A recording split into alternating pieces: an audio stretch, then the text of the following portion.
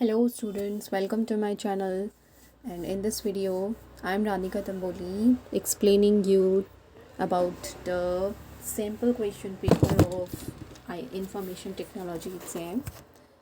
ये जो आपका 10th में जो IT सब्जेक्ट दे रखा है उसका सैम्पल पेपर और उसका ब्लूप्रिंट हम यहाँ डिस्कस करेंगे।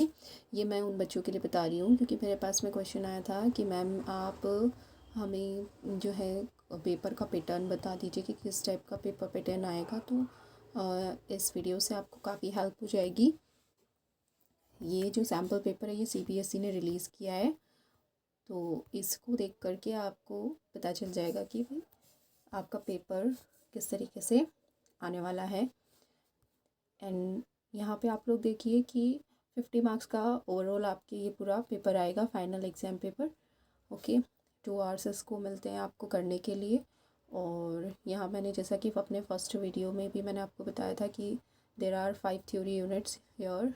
तो यहाँ जो communication skill, self management skill, information and communication technology skill, entrepreneurial skill और ग्रीन स्किल्स वाली जो यूनिट हैं, इन थ्योरेटिकल चैप्टर्स में आप लोग के मार्क्स कवर होते हैं 10 मार्क्स। ठीक है, तो ऑब्जेक्टिव टाइप क्वेश्चंस 1 मार्क के किस यूनिट से कितने कितने आएंगे वो यहाँ पे दे रखे हैं। फर्स्ट यूनिट से फर्स्ट क्वेश्चन, सेकंड से सेकंड क्वेश्चन, यानी कि 2 क्वेश्चंस यहाँ पे MCQs के पूछे जाएंगे और फोर्थ और फिफ्थ से भी एक एक क्वेश्चन आपके MCQs का आएगा।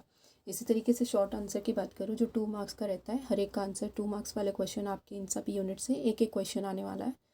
ठीक है, तो ओवरऑल आप यहाँ पे देख सकते हो किस यूनिट से कितने क्वेश्चंस आएंगे और कितने मार्क्स के होंगे। ठीक है, तो इसके बाद में सब्जेक्ट स्पेसिफिक स्किल्स वाला पार्ट आता है। जो आपके पेपर होगा वो 2 पार्ट्स में डिवाइडेड होगा, पार्ट ए और part B.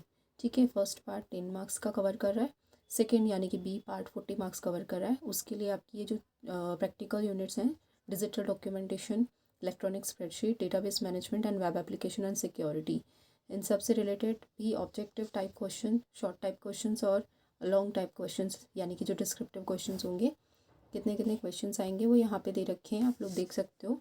There are 6 questions, 6 MCQs will come from these units, these 4 units. And first unit first एक क्वेश्चन आपके आएगा शॉर्ट टाइप का, सेकेंड से 2 क्वेश्चंस आ जाएंगे।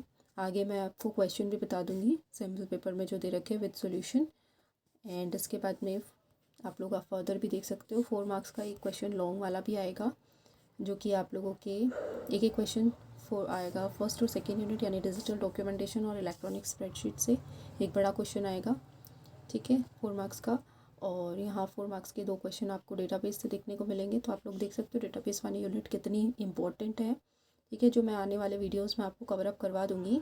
Keep watching on my videos. And web application and security से भी एक बड़ा क्वेश्चन आएगा, तो विद प्रैक्टिकल मैं सभी यूनिट्स आपको आगे एक्सप्लेन कर दूँगी। तो आप सभी वीडियोस देखते रहिए और वीडियोस एंड तक देखा कीजिए, कंप्लीट देखा कीजिए, ताकि आप लोगों को सारा कुछ अच्छे से समझ में आ सके। ठीक है, तो here you can see number of question with the marks. तो 40 मार्क्स का ये आपके पार्ट हो जाएगा, बी वाला part. Now this is your sample paper questions. Instructions दे रखे हैं यहाँ पे, जब भी पेपर अटेंड करें उससे पहले इंस्ट्रक्शन को ज़रूर फॉलो रीड कर लिया कीजिए। 21 क्वेश्चंस आपके पेपर में गिवन होंगे, सेक्शन ए और सेक्शन बी 2 पार्ट दे रखे हैं, 2 सेक्शंस होंगे पेपर के अंदर। ए वाले सेक्शन में आपको ऑब्जेक्टिव टाइप क्वेश्चन करने होंगे और बी में सब्जेक्टिव टाइप क्वेश्चंस होंगे। तो out of the given 5 + 16 is equals to 21 question here. A candidate has to answer 5 + 10 15 question in allotted maximum time of 2 hours. तो 21 क्वेश्चन में से आपको 15 क्वेश्चन ओवरऑल अटेंड करने 2 आवर्स में। ठीक है, तो यहाँ पे बहुत अच्छा फ़ायदा हो गया कि भाई आप लोगों को चॉइस मिल रही है करने के लिए। और all the question of particular section must be attempt in a correct order. Okay, तो now this is a section A, 24 marks का सेक्शन ए है, जिसमें कि 4 सब पार्ट दे रखे हैं। तो हर एक क्वेश्चन में क्या क्या है वो भी बता रखा है। 5 क्वेश्चन फर्स्ट पार्ट में, second question marks allotted are mention again, there is no negative marking and do as per your instruction given. तो ये सारा कुछ आपको रीड करने के बाद में अपने क्वेश्चन करने स्टार्ट कर देने हैं। 26 मार्क्स का आपके सेक्शन बी है, सब्जेक्टिव टाइप क्वेश्चन गिवन होंगे। तो 16 क्वेश्चन उसमें दे रखे हैं, कैंडिडेट को 10 क्वेश्चन अटेम्प्ट करने हैं उसमें से। ठीक है, मार्क्स भी जो भी है हर एक क्वेश्चन के सामने गिवन है पेपर में। तो here you can see section A में आप लोगों के फर्स्ट क्वेश्चन दे रखा है। सैम्पल पेपर में हम यहाँ पे डिस्कस कर रहे हैं आईटी का, ठीक है। फर्स्ट क्वेश्चन हमें ऊपर सबसे पहले ये देख लेना है, 6 क्वेश्चन गिवन है, उनमें से करने कितने हैं आपको, आंसर एनी 4। तो एक मार्क्स का यानी कि 1 मार्क्स की क्वेश्चन है। There are 4 marks for this, ठीक है। तो फर्स्ट क्वेश्चन हमारा है कि Karan lives at a hostel in Shimla. He calls his mother who live in Delhi to get her approval for the robotics class, which is going to start in his school next week onward. However, due to the disruption in the phone line, his mother could not understand and replied to him. He got very upset. And which another medium can he use to get immediate approval of his mother? तो वो अपने यहाँ पे ये कि करण जो hostel में शिमला के अंदर रहता है, तो वो अपनी मम्मा को कॉल लगा रहा है, बट फ़ोन लाइन में कुछ डिस्ट्रप्शन होने की वजह से उसका कम्युनिकेशन फेल हो गया। तो वो कौन सा अनदर मीडियम चूज़ करेगा फ़ोन कॉल के लिए या कम्युनिकेशन के लिए, किस तरह का कौन सा मीडियम जो है यहाँ यूज़ करेगा। There are 4 option given in your, तो आपको पेपर में भी 4 ऑप्शंस मिल जाएंगे, उनमें से किसी एक को आपको आंसर करना होगा। Email, letter, message through friend या फैक्स। यहाँ पे आंसर हो जाएगा आपका ईमेल, ठीक है।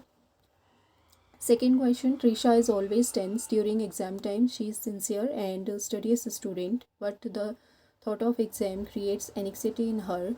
Which stress management technique that you would suggest to help her? तो स्ट्रेस मैनेजमेंट टेक्निक ये हम लोग थ्योरेटिकल यूनिट्स की जो वीडियोस में अपलोड करूँगी उसमें पूरा मैं आप लोगों को बता दूँगी। स्ट्रेस मैनेजमेंट का पूरा कंप्लीट यूनिट है, ठीक है। मैं सबसे पहले यहाँ प्रैक्टिकल यूनिट के वीडियोस अपलोड कर रही हूँ अपने चैनल पे, क्योंकि ज़्यादातर स्टूडेंट को प्रॉब्लम आती है प्रैक्टिकल यूनिट को, उसके पॉइंट्स को समझने में और उनके प्रैक्टिकल्स करने में, तो इसलिए मैंने पहले उसके वीडियोस डाले हैं। देन उसके बाद में मैं आप लोगों को थ्योरेटिकल वीडियोस भी डालूँगी। तो एग्ज़ाम से पहले पहले मेरा टारगेट है कि मैं आप लोगों की ये वीडियोस कम्प्लीटली अपलोड कर दूँगी, ठीक है। तो आप लोग टेंशन ना लें। ट्रीशा इज़ ऑलवेज टेंस ड्यूरिंग, आप इसने बोला कि एग्ज़ाम के टाइम ट्रीशा को टेंशन रहती है, क्योंकि एग्ज़ाम टाइम क्या होता है, काफ़ी सारे थॉट्स माइंड में चलते रहते हैं। तो स्ट्रेस मैनेजमेंट टेक्निक सजेस्ट करनी है। There are yoga, exercise, vacation with family, all of this. तो आप लोग देख सकते हो ये सभी क्या है, स्ट्रेस मैनेजमेंट टेक्निक ही है। You can take yoga, exercise and vacation with family. तो ऑल ऑफ दिस आपको राइट करना होगा ऐसे क्वेश्चंस में। तो इसी तरह के क्वेश्चंस अराइज होंगे फाइनल पेपर में भी, okay. Ability of a person, next question है, to do the things that need to be done without someone or something influencing us. मतलब कोई ऐसी चीज़ जो पर्सन को खुद से ही मोटिवेट कर रही है, तो उसे हम यहाँ पे क्या नाम देंगे, सेल्फ मोटिवेशन। ऑप्शन ए यहाँ पे करेक्ट आपके हो जाएगा करेक्ट, ठीक है। यहाँ ऑप्शन ए कर लेना, ऑप्शन सी दे रखा है, this is option A. Self motivation होता है जो एक पर्सन को खुद से ही नई चीज़ें करने के लिए मोटिवेट करता है, okay. According to the concept of sustainable development, अब आपको पता होना चाहिए सस्टेनेबल डेवलपमेंट क्या होता है, इसके बाद ही आप इस क्वेश्चन का अच्छे से आंसर कर पाओगे। The environment and development are, तो ये सस्टेनेबल डेवलपमेंट का मतलब होता है नेचुरल रिसोर्सेज को यूज़ करना बिना नेचर को हार्म पहुंचाए, ठीक है। यानी कि आप एयर, वाटर, नेचुरल रिसोर्सेज का यूज़ भी कर रहे हो, सही तरीके से यूज़ कर रहे हो और प्रकृति को किसी तरह का नुकसान भी नहीं पहुंचाओ, तो ऐसा डेवलपमेंट आपके क्या हो जाएगा, सस्टेनेबल डेवलपमेंट। ऐसा यूज़ इन रिसोर्सेज का सस्टेनेबल होता है, ठीक है। तो अभी यहाँ क्या बोल रहा है कि इस कंसेप्ट के according environment and development are, ये किस तरह के इश्यूज़ हैं। एनवायरनमेंट और डेवलपमेंट क्या एक दूसरे से जुड़े हुए हैं, क्या वो सेपरेट हैं, तो हमें ये बताना है। तो एनवायरनमेंट और डेवलपमेंट दोनों इनसेपरेबल है, ये आपको ध्यान में रखना है। तो इसलिए यहाँ पे क्या हो जाएगा, फर्स्ट ऑप्शन राइट है, ठीक है। यहाँ आपका कौन सा ऑप्शन राइट हो जाएगा, फर्स्ट ऑप्शन। चलिए बात करते हैं क्वेश्चन नंबर 5 की। क्वेश्चन नंबर 5 यहाँ, the cleaning of software installed in the computer can not be achieved by. Software की क्लीनिंग आप कंप्यूटर में अचीव्ड नहीं कर सकते, किसके ज़रिए, क्लीनिंग सीपीयू कैबिनेट। अब सीपीयू कैबिनेट को क्लीन करना और सॉफ्टवेयर को क्लीन करना दोनों अलग चीज़ है ना। तो डिस्क क्लीनअप आपके सॉफ्टवेयर के अंदर आता है, बैकअप आपका सॉफ्टवेयर क्लीनिंग में आ जाएगा, इंस्टॉलिंग एंटीवायरस सॉफ्टवेयर क्लीनिंग में का पार्ट हो सकता है, but cleaning cabinet, CPU cabinet is not a part of software cleaning, okay. तो ऑप्शन सी यहाँ पे क्या हो जाएगा आपका राइट हो जाएगा। Now next question. Entrepreneurship has a crucial role in the evolution of society, planning of society, functioning, none of these. तो यहाँ पे आ जाएगा functioning of society. ठीक है, तो ऑप्शन सी यहाँ पे करेक्ट हो जाएगा. इसके बाद नेक्स्ट देखते हैं आगे.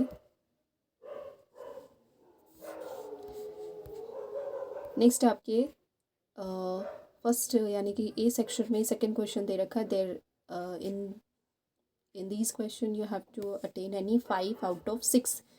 तो फर्स्ट वाले यानी कि ए सेक्शन में फर्स्ट क्वेश्चन हमने देख लिया. अभी एमसीक्यूज थे सारे, और सेकेंड वाले भी अभी हम लोग कर लेंगे. देन थर्ड, देन आपको आगे बता दूँ फोर्थ. तो इस तरीके से इसमें 3 क्वेश्चंस दे रखे हैं फर्स्ट पार्ट में. चलिए देखते हैं नेक्स्ट क्वेश्चन क्या कह रहा है. Next question, which is not instant messaging service. Instant messaging service इनमें से कौन सी नहीं है, ये बतानी है.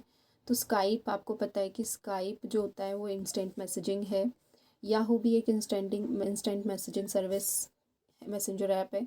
व्हाट्सएप भी है. बट आप देखो फायरफॉक्स दे रखा है. फायरफॉक्स कोई इंस्टेंट मैसेजिंग सॉफ्टवेयर नहीं है, ना ही कोई ऐसी सर्विस है, ना ही कोई ऐप है जो मैसेजिंग सर्विस प्रोवाइड करा रहा है. तो फायरफॉक्स एक वेब ब्राउज़र है, इसलिए इसका ऑप्शन आप इसका ये वाला सी वाला ऑप्शन राइट हो जाएगा. ठीक है, तो फायरफॉक्स क्या है याद रखना है, वेब ब्राउज़र है. ठीक है, Firefox is an example of web browser. So आपको वेब ब्राउज़र वाला ऑप्शन जो है राइट कर देना है. Okay,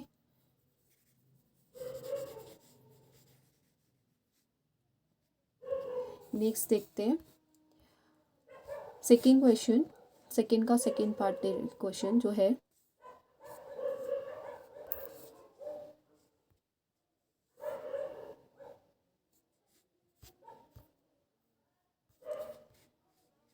is the process of emptying place in case of an emergency disaster.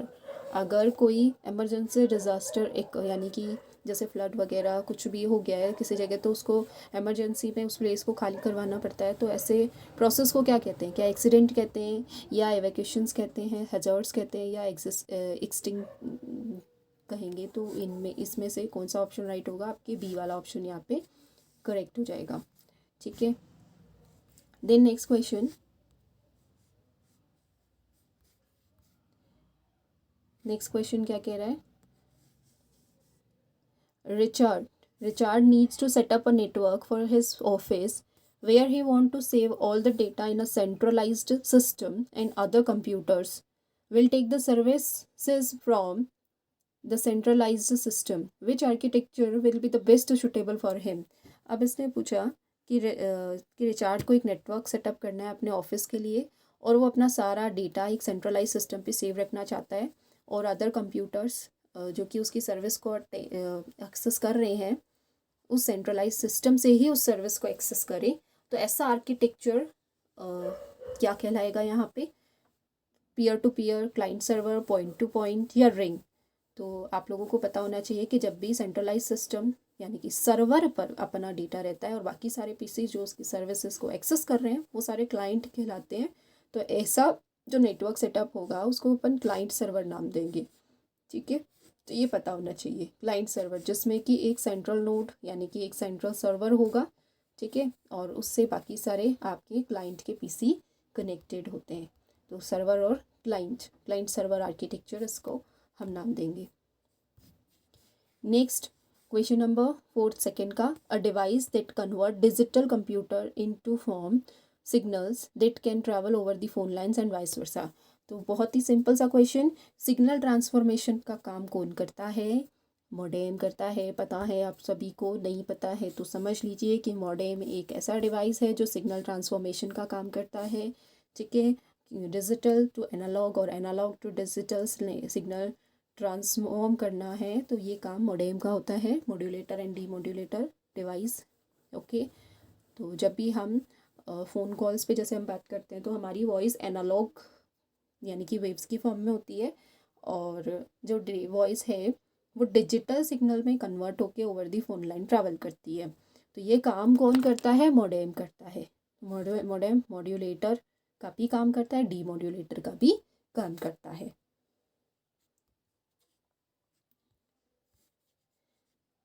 अभी सारे क्वेश्चंस कंप्लीट नहीं हुए हैं, तो एंड तक वीडियो ज़रूर देखना ताकि आपको सभी क्वेश्चन समझ में आ जाए। मैं एक्सप्लेन करके एक एक का आंसर आपको बता रही हूँ कि कौन सा ऑप्शन यहाँ पे राइट है और कैसे है। A specifically designed to minimize and maximize the result according to a set of rules that you define in a spreadsheet। अब यहाँ पे बात कर रहे हैं कि एक स्पेसिफिकली डिज़ाइंड किया गया ऐसा ऑप्शन जो कि मिनिमाइज़ करे या मैक्सिमाइज़ करता है रिजल्ट को सेट ऑफ रूल्स के अकॉर्डिंग, जो कि आपने स्प्रेडशीट में अप्लाई करे हैं। तो ऐसा सॉल्वर ही होता है। सॉल्वर ही यहाँ पे एक ऐसा मेथड है स्प्रेडशीट के अंदर, जो अपन ओपन ऑफिस का जो प्रैक्टिकल वीडियो मैं आपके बना रही हूँ उसमें टेक्स्ट डॉक्यूमेंट के चल रहे हैं, अभी स्प्रेडशीट के भी आगे आने वाले हैं। तो उसमें मैं आपको ये भी बता दूंगी सॉल्वर का यूज़ करके आप अपने रिजल्ट को कैसे मैक्सिमाइज़ और मिनिमाइज़ कर सकते हो। ठीक है, तो आपको फ़िलहाल के लिए इसका आंसर लर्न रखना है। कौन सा ऑप्शन होता है अपने सोल्वर का? गोल सिक, सिनेरियो, सब टोटल, इनका यूज़ अलग होता है। तो ये कभी भी रिजल्ट को मिनिमाइज़ वगैरह करने का काम नहीं करते हैं। सोल्वर ही एक ऐसा ऑप्शन है जो कि मिनिमाइज़ और मैक्सिमाइज़ करता है रिजल्ट को सेट ऑफ रूल्स के अकॉर्डिंग, जो कि हमने स्प्रेडशीट पे अप्लाई करे होते हैं। इसके बाद नेक्स्ट देखिए, refers to vertical horizontal placement of graphics in a relation to choose an anchor point। तो हॉरिजॉन्टल और वर्टिकल प्लेसमेंट किसी भी ग्राफिक का, इसको हम बोलते हैं यहाँ पे अलाइनमेंट। क्या कहेंगे? Alignment. Third question, Krishna want to make a flow chart for his programs in word document, which option should he use to accomplish this task efficiently. वो अपने टास्क को एफिशिएंटली पूरा करने के लिए इनमें से कौन सा ऑप्शन जो है यूज़ करेगी। जैसे उसको क्या करना है? फ्लो चार्ट ड्रॉ करना है। तो फ्लो चार्ट क्या होता है? पहले तो ये पता होना चाहिए कि जब भी हम कोई प्रोग्राम टाइप करने जाते हैं या एग्जीक्यूट करवाना चाहते हैं, अपना कोई टास्क पूरा करवाना चाहते हैं, तो उसको स्टेप बाय स्टेप क्या करते हैं? डिफाइन करते हैं। तो फ्लो चार्ट प्रोग्रामिंग लैंग्वेज में यूज़ होने वाला ऐसा वे है जिसमें कि प्रोग्रामर क्या करता है, पहले से ही वो क्या करने जा रहा है या उसको कौन कौन सा टास्क कैसे कैसे एग्जीक्यूट करवाना है, उनका स्टेप्स डिफाइन कर लेता है। तो यहाँ पे जो टूल यूज़ होते हैं वो है drawing and shapes. A option यहाँ करेक्ट हो जाएगा, ड्राइंग एंड शेप, क्योंकि फ्लो चार्ट इस तरीके से जैसे कंडीशन को ऐसे बताया जाता है, ठीक है, अलग अलग शेप से। फिर ट्रू फॉल्स है कंडीशन तो उसका अलग शेप बताता है, तो शेप से इसमें और ड्राइंग से एरोज वगैरह बना करके फ्लो चार्ट पूरा ड्रॉ किया जाता है प्रोग्राम के लिए। ओके, तो ए ऑप्शन राइट हो जाएगा। देन है, Fatima has inserted a picture in a document, he want to cut off some part of picture, which option she can use to accomplish the task. बहुत easy question है कि अगर picture का कोई part cut करना चाहती है यहाँ पे कोई भी, तो कौन सा ऑप्शन करेक्ट हो जाएगा? क्रॉपिंग ही बोलते हैं उसको, क्या कहते हैं? आप लोग अभी इन दिनों अपने एंड्रॉयड डिवाइसेस का तो सभी यूज़ करते होंगे, पिक्चर क्रॉप करना, एडिट करना चलता ही रहता है। तो फिर यहाँ पे भी आप लोग ये ध्यान रखिए कि अगर पर्टिकुलर किसी पार्ट को कट करना है तो कटना ही करके आएंगे। ऑप्शन कट वाला तो तब काम करता है जब एक टेक्स्ट को दूसरी जगह पे मूव करवाना होता है, ठीक है। कॉपी तब काम करते हैं जब whenever you need to select some text और ग्राफिक एंड कॉपी, मतलब वैसा का वैसा ही आपको एक और कॉपी क्रिएट करके पेस्ट करवाना होता है, बट आपको क्रॉप लगाना है यहाँ पे क्योंकि सब पार्ट कट करवाना है पिक्चर का, ठीक है। तो क्रॉपिंग होता है, इससे आपका डिज़ायर पार्ट ही इमेज में शो होगा, बाकी का नहीं शो होगा। Third question, the interaction point between a row and column. Row and column का इंटरेक्शन क्या कहलाता है? बहुत ईजी है, सेल कहलाता है, ठीक है। स्प्रेडशीट में कराई है। Amrita is celebrating her 14th birthday and she want to invite her friend and family members to the party. Which feature will she use to send the same invite to many people with different address without typing it again and again? अब हर एक का email address bar बार type ना करके वो एक साथ में अपना जो भी लेटर है वो एक साथ में उसको सबको सेंड करना चाहती है, तो कौन सा ऑप्शन यूज़ होगा? यहाँ पे मेल मर्ज यूज़ होगा। कौन सा ऑप्शन? मेल मर्ज, ठीक है। And using this option he or she doesn't need to send same invitation to the people with different address without typing it again and again. तो mail merge ऐसा feature है, ऐसी facility provide करवाता है। ठीक है। What is a model that you use to create other document? Template. Template का use करते हैं। अदर डॉक्यूमेंट को ईजिली फॉर्मेटिंग वगैरह सारा कुछ मिल जाता है अपने को, तो जस्ट हमें अपना टेक्स्ट वहाँ पे टाइप करना होता है। सेम फॉर्मेटिंग जो टेम्पलेट में अप्लाई होती है वो हमारे डॉक्यूमेंट में अप्लाई हो जाती है, तो हमारा काम ईजी हो जाता है। ठीक है। Formula in a spreadsheet, spreadsheet में जो भी फॉर्मूलाज होते हैं वो इक्वल टू साइन के साथ में बिगिन होते हैं, तो डी ऑप्शन राइट हो जाएगा। इसके बाद में question number 4 is a tool to test what if question. What if question को टेस्ट करने के लिए कौन सा टूल है स्प्रेडशीट के अंदर? सिनेरियो। कौन सा टूल है? सिनेरियो, याद रखेंगे। Then Rohit score 25 out of 30 in English, 22 out of 30 in maths, and he want to calculate the score in IT. He needs to achieve 85% in aggregate. Suggest him the suitable option out of the following to do so. अब इसने क्या बोला कि रोहित ने score किया है 30 में से 25, 22 आए हैं उसके मैथ्स में, 30 में से ही वॉन्ट्स टू कैलकुलेट, उसने IT में अपना स्कोर कैलकुलेट करना है। He needs to achieve 85% in the aggregate. अब एग्रीगेट उसको 85% चाहिए, बट उसको IT में मार्क्स कितने वो कैलकुलेट करवाने की ज़रूरत है। Suggest him the suitable option to do so. तो उसके लिए वो गोलसिक यूज़ करेगा। गोलसिक क्या करता है?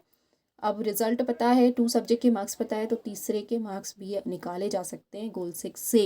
ये गोलसिक फंक्शन कैसे अप्लाई होता है प्रैक्टिकली मैं आप लोगों को वीडियो में, आने वाले वीडियो में ज़रूर बताऊंगी। तो keep watching my videos, and video अच्छे लगे तो सब्सक्राइब करना, लाइक करना, वीडियो को शेयर करना और बेल आइकन पे क्लिक करना। आगे के क्वेश्चन हम नेक्स्ट वीडियो में डिस्कस करेंगे, क्योंकि वीडियो बहुत बड़ा हो गया है, लंबा हो गया है। ओके। तो आने वाले वीडियोस में नोटिफिकेशन आपको मिल सके तो उसके लिए आप लोग बेल आइकन पे भी क्लिक कर दीजिएगा। अगर आपका कोई क्वेरी है तो आप लोग उसको कमेंट बॉक्स में टाइप कर दीजिएगा। Thank you for watching this video.